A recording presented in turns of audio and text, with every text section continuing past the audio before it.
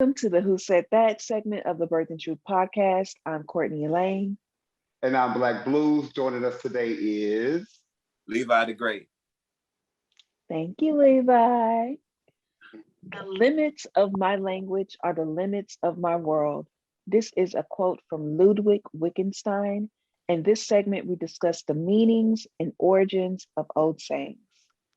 right. So, have you ever heard somebody say, "You put your foot in it," or "You to put your foot in it"? Yeah. What do you think, Foot in Levi? it. What do you think? What do you think that means? That means they threw down in the kitchen. They made a good dish. Made a That's good dish. that's Yo. how I think of it. What about you, Court? I think it means like you did your thing, like Did your thing. on whatever, because it could be whatever. You know what I'm saying? Put your foot in Right. there. Yeah. Foot in it.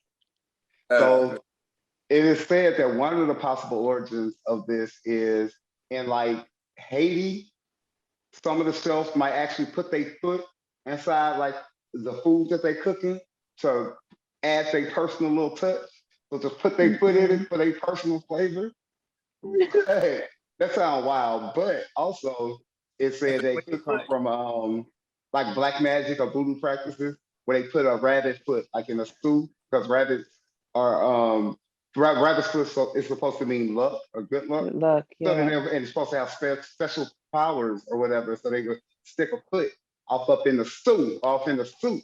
So then that's kind of where that derives from. When somebody them cook so good, they put special powers in that thing.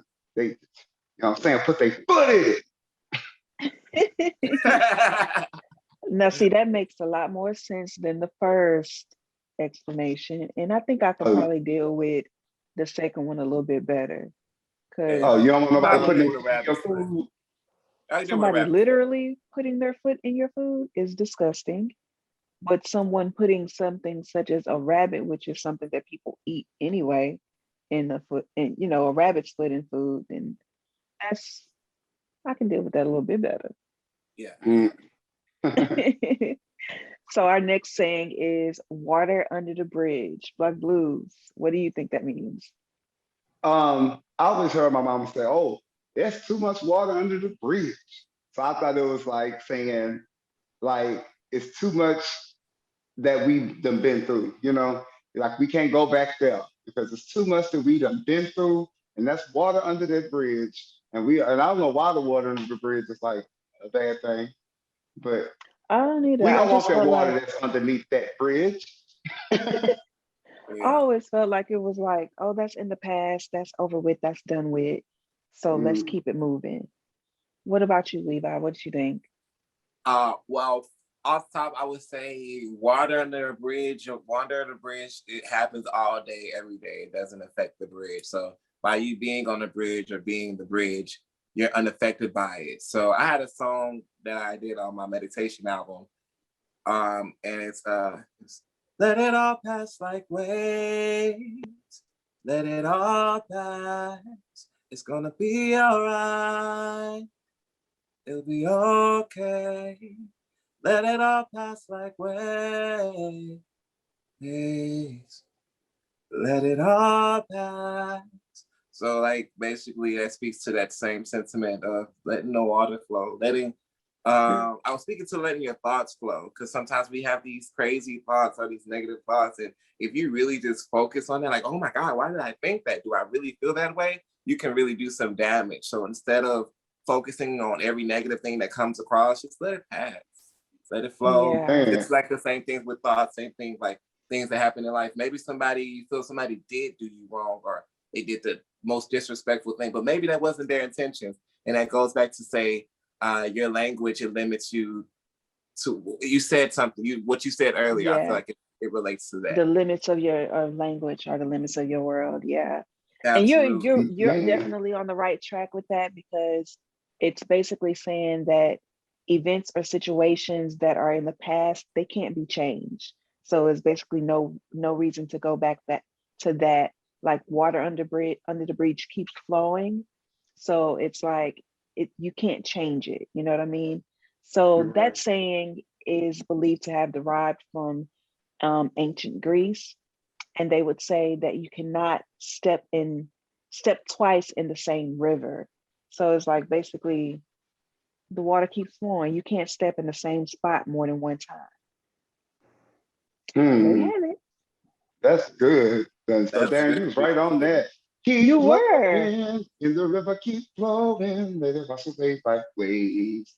In the river. I gotta get that because I don't know the Let it song wash and I away want. like waves. I He don't know the remixed the song, hell but out your song. I want to know the song. It made me feel away when you sang it. So Yes, that was I was just nice. like, Yeah, I oh, gotta put it on. I don't know when the right time to put the meditation EP on all streaming platforms, but it is available on heallovinspired.com.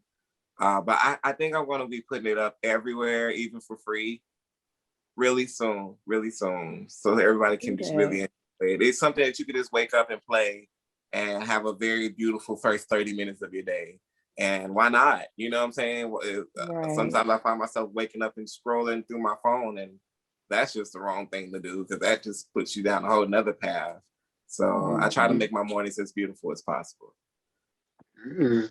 What about the expression, cut your nose off to spite your face?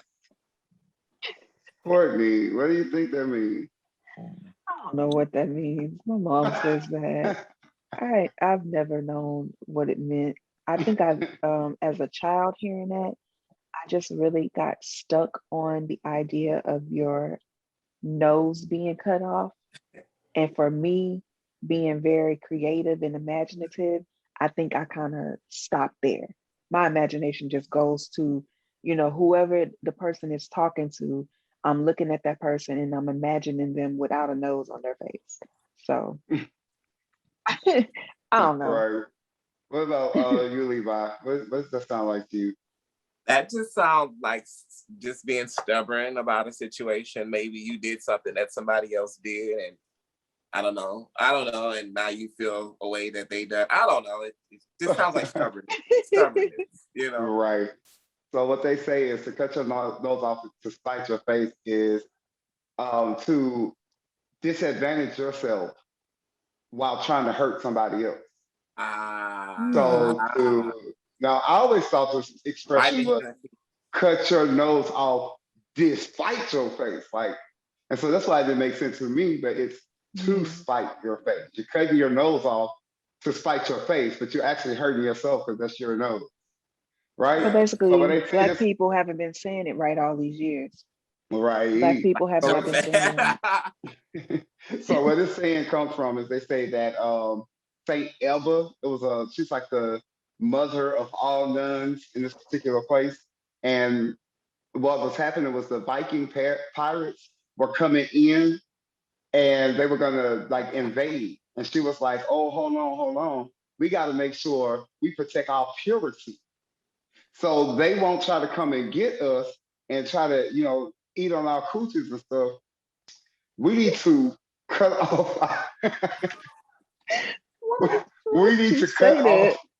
I mean, you know what I'm saying? She wanted to stay pure from the Viking pirates. So that she advised her nuns that were following her to cut off the nose and the upper lip so that when the Viking pirates come through, they'd be like, oh no, I don't want you.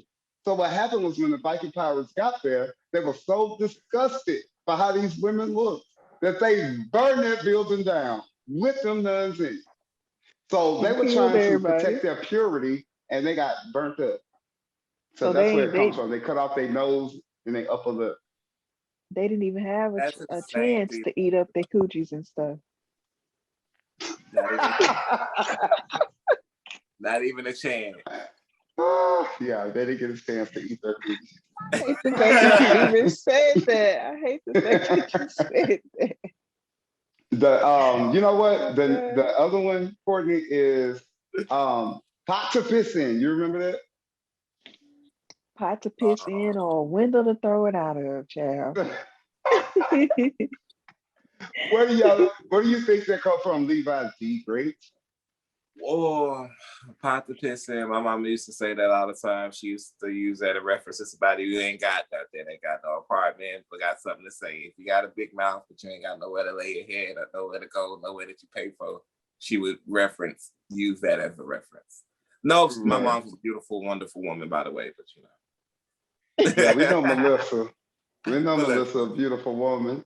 Shout out to Melissa. Melissa. Always But you used to keep say that, Mama. Pot the piston. You used to say that. yeah, my mama so said, and she be like Courtney said, my mom like he ain't got no pot to piss in or window to throw it out of. Or a window to throw it out of. How about Girl, I that? heard that last part. I ain't never heard the last That. part. How about that? You That got a means you window ain't to got throw the piss out nothing. of. Do Ain't you got nothing at all. do you remember what that mean, Courtney, or where it came from? I Or vaguely remember. I don't really remember. right. So where it came from is back in the day, if you were poor, you would they would have like this bucket, a pot, and all the family members would piss in that pot because they would take the piss and go to the tannery because they used it to tan like animal skin. So they would buy the piss from the family. So that's where the expression piss poor come from. Because you were so poor you had to sell piss. You were piss poor. Well, in Mm-mm-mm. this instance, you so poor that you ain't even got a pot to piss in to go down to the tannery and sell the piss To get no money. to That get no now money. that's Oh, you broke. now now you really ain't got nothing. Oh, you You Yeah. broke, really broke. don't have nothing. You can't Yeah, even because you can't even sell the make nothing piss happen. out your body. Right. You You can't can't even make even nothing happen. you don't even have a hustle at this point.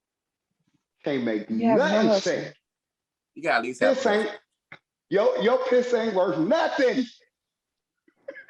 Dang, I that's can't messed sell up. that Your piss. piss ain't even worth nothing. That's All my because they new. ain't got no pot. All because they ain't Man, got no that pot. is my new thing. That Get out ooh. of here. Your piss ain't even worth nothing. Get out my face. Don't nobody take that from me. That's gonna be eventually Unworthy piss original. having. Unworthy Unworthy. piss having. Your piss isn't worthy. Get away from me.